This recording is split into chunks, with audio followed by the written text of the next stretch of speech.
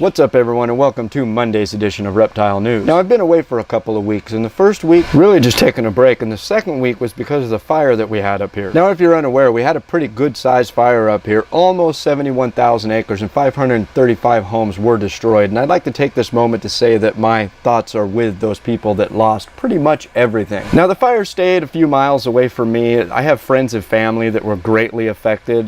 Some people that I know lost their entire houses and everything that they had. And while they may be able to recover a little bit in the way of insurance to have their house rebuilt, they'll never be able to recover from the feeling of the loss of the stuff that could not be replaced. And with that, we're going to start off in Missouri, and a yellow belly water snake actually gave birth without breeding. And I've heard about this I've heard about this a million times, but especially the last few years, this has hit the news several times. I believe there was a boa, there was another one, and now a water snake. Now this snake was confirmed to have not been with a male for 8 years. And not only did this snake give birth without breeding for 8 years, but she gave birth last year without breeding for 7 years. So this is 2 consecutive years giving birth without being with a male. And while I don't totally understand the way all this stuff works, I can't explain it in scientific terminology, I think it's super awesome to hear about this kind of stuff, and I really look forward to what we're going to find next. Oh look, I got a light. And now we're going to move on to Orlando and the king cobra that's on the loose. Apparently the search for the cobra has been suspended,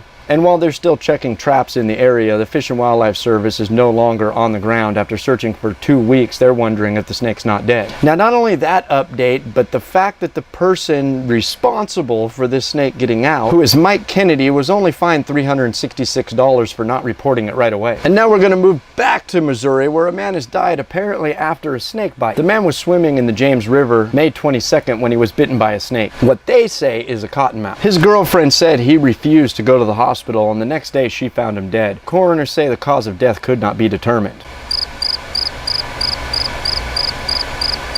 If in fact this was a fatality after a cottonmouth bite, they're saying it could be the first one. And they're also saying that according to his blood alcohol level, he was legally drunk when the incident happened. And that's where I'm going to end today's show. If you'd like to read any more about any of these stories, those links are right down below here in the description. And as always, if you're still watching, my name is Jason White. Now you know what's going on in the reptile world. Be good to each other, and we'll see you next time.